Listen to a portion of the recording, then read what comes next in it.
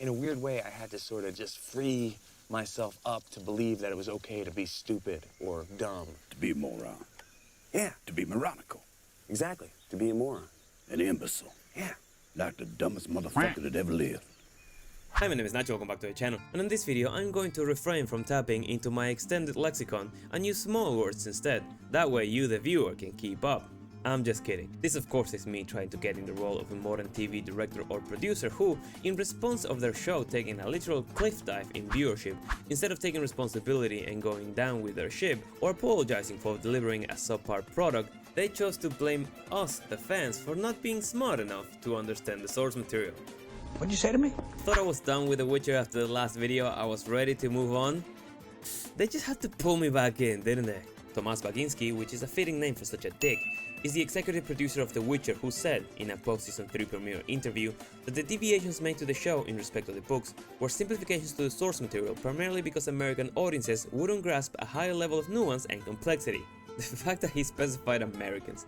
Look, I'm all for calling someone an idiot when they can't understand something, but it can also mean that you're not explaining things well, which is very important for a storyteller. But the more he goes into the interview, he adds that when criticized on the changes they made to the plot points that worked in the books, he replied that when discussed with the screenwriters who thought of these solutions, they were not completely crazy. The same writers who actively and openly hated the games and the books and were offended when Henry Cavill wouldn't take his shirt off? Are you sure you're calling the right people idiots? I recently saw a video by Endymion, great YouTuber by the way, you should check him out, who very accurately pointed out that the first couple of seasons of Game of Thrones were rather faithful to the books, and that the decline of the show only started when the showrunners and writers ran out of material and had to give their own input. And we all know how that went. Best season ever! But before that, people would gather in pubs just to watch the new episodes. It was a cultural phenomenon around the world. And no one complained that the fans were dumb when the money was rolling in. And The Witcher was similar. Worldwide, people liked the first season. Henry Cavill's performance was great, and despite the non-linear and flashback-focused way the first season was told, people still understood it and they enjoyed it. Sometimes the changes are the result of production chaos, because for example, an actor falls ill, and his plot needs to be edited and rewritten within a few hours so it can be shot the next day, because this is not a plot for which the whole production machine will stop. Tom Cruise broke his foot in Mission Impossible Fallout and was on rehab 10 hours a day for 6 weeks in order to be back on set and was running 12 weeks later. Imagine how successful the franchise would have been if they would just rewritten the script to have him sitting down more. He's of course trying to cover all his bases cause he thinks we're idiots, but the way I see it is that if you don't value the plot enough to resist constantly making changes to it, how do you expect the fans to do so? Now I like the next bit of the interview because, in case you didn't know, Baginski also directed Knights of the Zodiac, which on my review of it, I call it the worst anime live action I've ever seen, at least in a while. But he says, when a series is made for a huge mass of viewers, with different experiences, from different parts of the world, and a large part of them are Americans, those simplifications not only make sense, they are necessary. Hates freedom. It's painful for us, and for me too, but the higher level of nuance and complexity will have a smaller range, it won't reach people, he ultimately asserted. Sometimes it may go too far, but we have to make these decisions and accept them.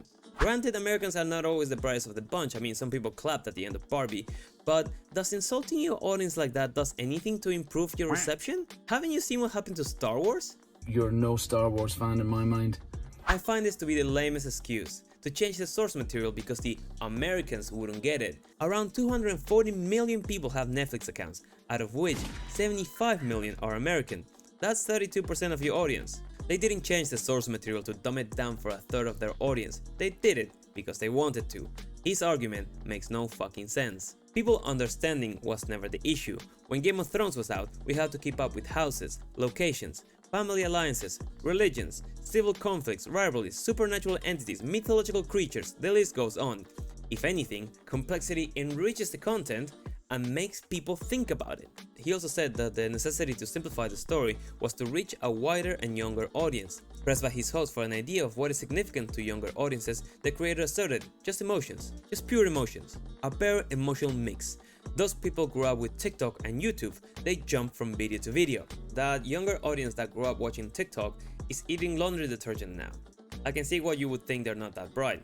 But fantasy fans, like the ones that enjoy Sapowski's work and tune up to your show the first time it released, don't want to be bundled up with them. They want to see the creations of the writers brought to the screen. It's true that attention spans have greatly decreased since the introduction of short-form video content, but that means that the engagement has to be faster, it has to be more interesting, it has to create suspense, generate intrigue. You can still have long-form entertainment, and with The Witcher, there were so many avenues you could explore to create that engagement. But let's give Jaskier a boyfriend, the TikTokers are gonna love that.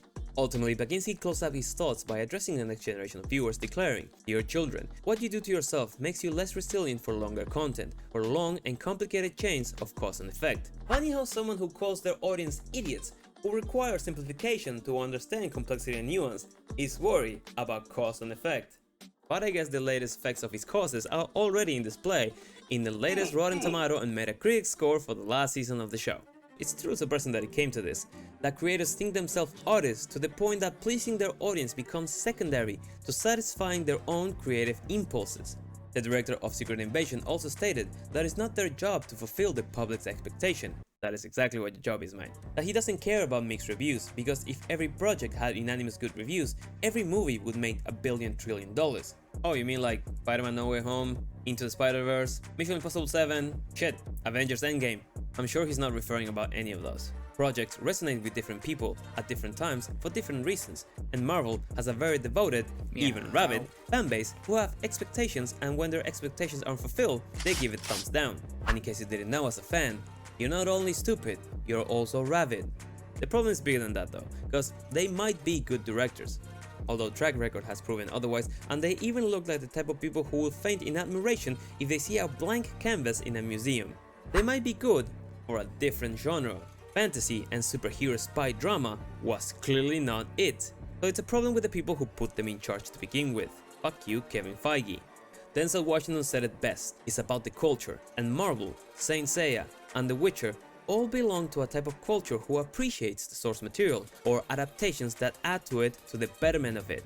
That's what makes a fan base. Not the ideas of some overpaid prick with his head so far up his own ass that he can't see that the fan he's so desperately trying to leech money from hate while he's delivered. But hey, the fuck should I know, right? I'm just another simpleton.